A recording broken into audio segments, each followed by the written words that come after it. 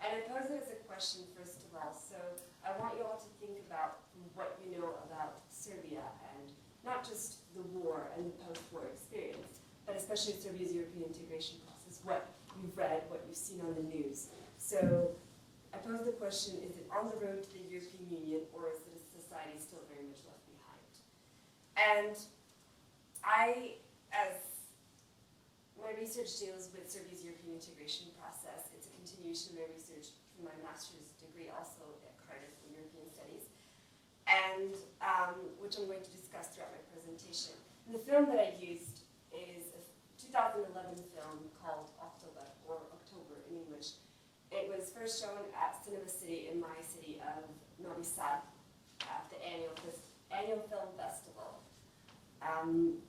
It is directed by Sanja and a couple of her colleagues and friends from the University of Belgrade, the department for the faculty for the dramatic arts. And I actually got a chance to speak to her and befriended her, and we discussed this film in my research, and I asked her some questions mainly dealing with Serbia's transition and the film, since she's one of the main directors. Now this film, firstly, is separated or split into 7 different parts or segments or stories. They're all stories that reflect Serbian society, and how they're tied together, how they're connected is they all take place on the 10-year anniversary of the 5th of October Revolution, also known as the Bulldozer Revolution. For those who don't know, this was a gathering in front of the parliament, in front of the capital of Serbia, Belgrade, on the 5th of October in 2000. It was the ousting of the Milosevic regime, who was Serbia's dictator nationalist, one of the leaders who led to the disintegration of Yugoslavia and the massive bloody war and, of course, the ethnic cleansings. And it was the ousting of his regime by the parties that made up the democratic opposition. And the reason why it was also nicknamed the Bulldozer Revolution is because a couple of people, protesters, went in front of the RTS or FTS building, which is one of the main televisions owned by the state, owned by Milosevic, and they just tore it down. So they all take place during this bulldozer revolution 10 years later, and it's a society that's still very much in transition. And one of the common themes again is the society, the post-war tragedy of the people, the mentality, and of course the economic situation, the economic decline.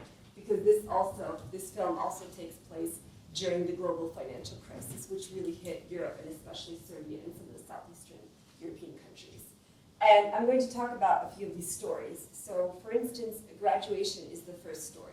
Graduation deals with a boy, a Serbian boy nicknamed Zuba, who graduates with a diploma in archaeology. And he goes out to celebrate with his friends.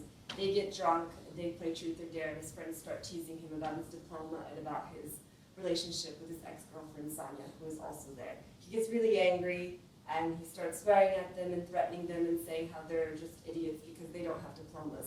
And in the end, he goes outside and he sets fire to his diploma, and Sanja tries to comfort him. He shuns her away. They briefly discuss the 5th of October fireworks celebrations.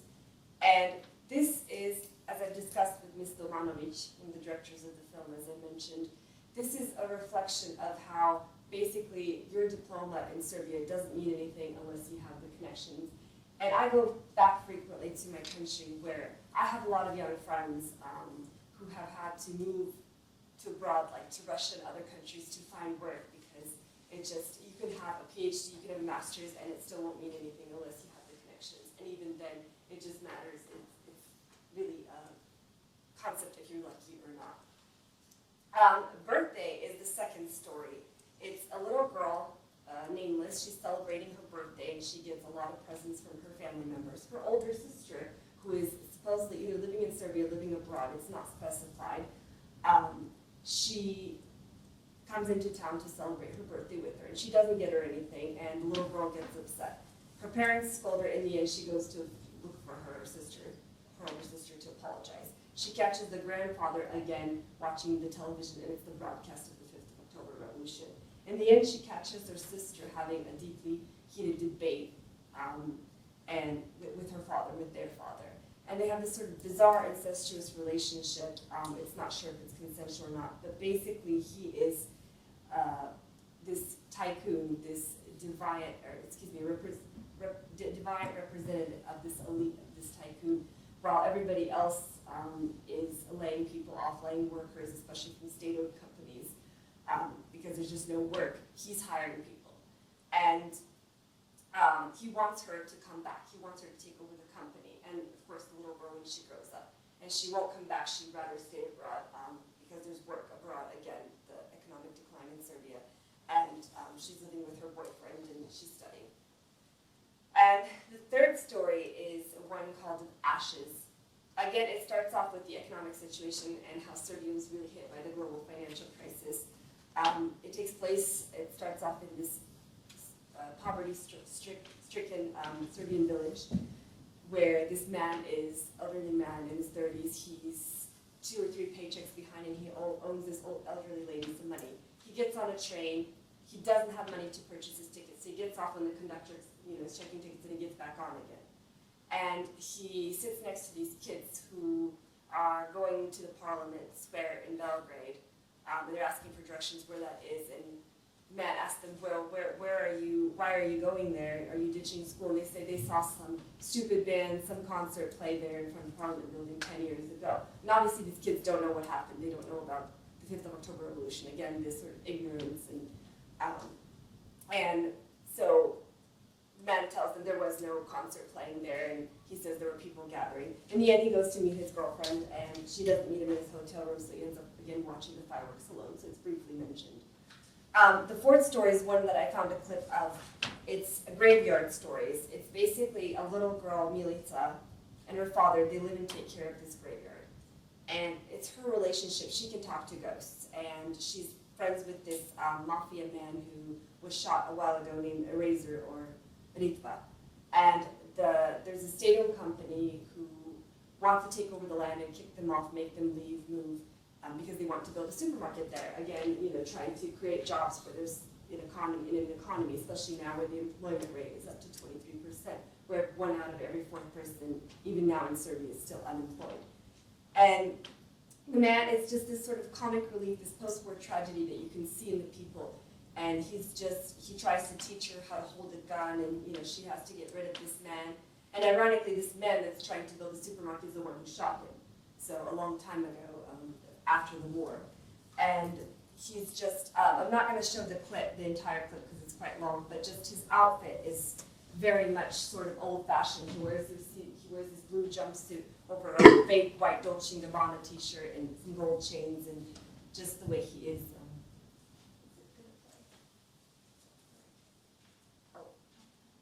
The sound doesn't matter.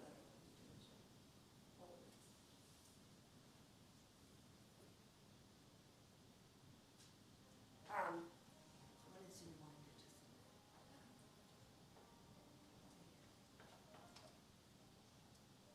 So him, like the ghost. And just the way he's dressed and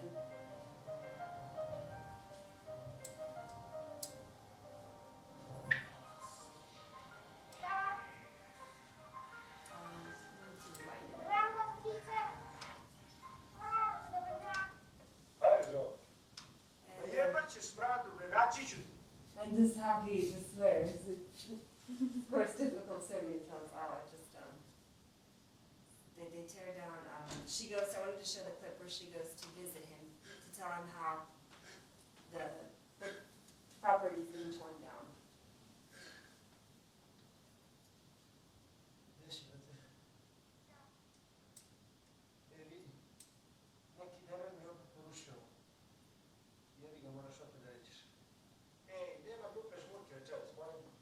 So basically, he tries to tell her how to toughen up, and you have to take care of your land, they'll take care of your property. And in the end, it doesn't work. They still get kicked off, and they still have to move.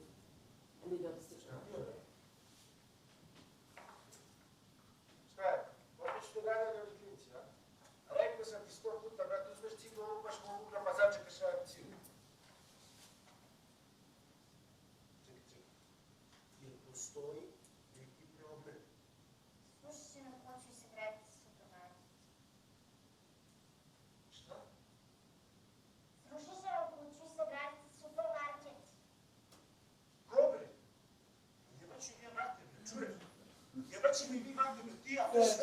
And he teaches little, but yeah, it just goes on, and he shows her how to just like hold a gun and whatnot, and it's just this post-war society again, and poverty. The next story, I'm Not Here, is about a one-night stand, but the main aspect of the story is when the woman is leaving to go back to her home. She gets in a taxi cab, and the taxi's all about the issues, the problems that are ongoing in Serbia, mainly the unemployment rate. And this is an actual clip from the news back then. So it states that 721,000 people were currently been unemployed. Taxi strikes, the then President Boris Tadic and his government saying that Serbia does not seek any privileges from the EU but fair treatment. The EU supporting Serbia on its EU path and congratulating the country on the 10th anniversary of the Democratic Revolution, and of course talking about how the case needed to be solved because it was the 6th anniversary of the murder of the two guard soldiers, Jakovljević and Dražen Milanović, who were killed in the Topčider army base. And the last one is probably the most important. Unfortunately, I couldn't find a clip of it. It was my favorite. It's probably the most morbid one, and it sort of represents this dark humor, this dark comedy in Serbian, those traditional Serbian films. It's titled Revolution Eats Its Own Children.